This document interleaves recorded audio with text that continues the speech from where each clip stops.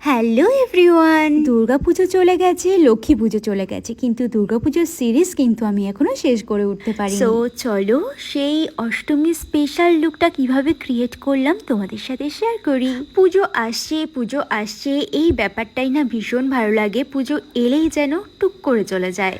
আর পুজোটা চলে যাওয়ার পর না চারিদিকটা কেমন ঝিমিয়ে যায়, কাজেও মন লাগে না, আর কেমন একটা যেন ম্যাচ করে।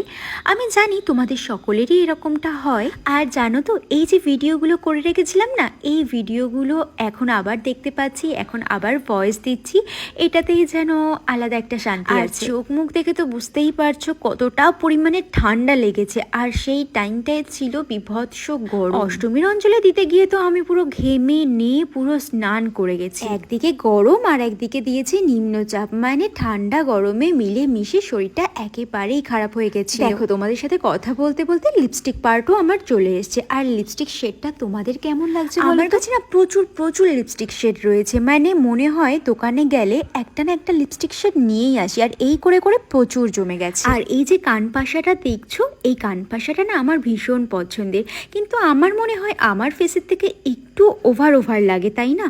সো আমি তো হাতের কাছে সেরকম কিছু পাইনি, তো এটাই আমি পরে নিয়েছিলাম। মুখটা বেশ ভরা লাগছে। গলায় যে চিকটা দেখছো, এটা কিন্তু আমার মায়ের, এটা ছিল রূপোর। আর এই ডিজাইনটা বেশ আগের, মানে সাবেকি স্টাইল। আর এই নোলকটা না এই ফার্স্ট টাইম আমি পরলাম, আগে কিন্তু নোলক আমি পরিনি, বাট নোলকটা পরে কেমন লাগছে সেটা কিন্তু তোমরা অবশ্যই কমেন্ট বক্সে জানিও।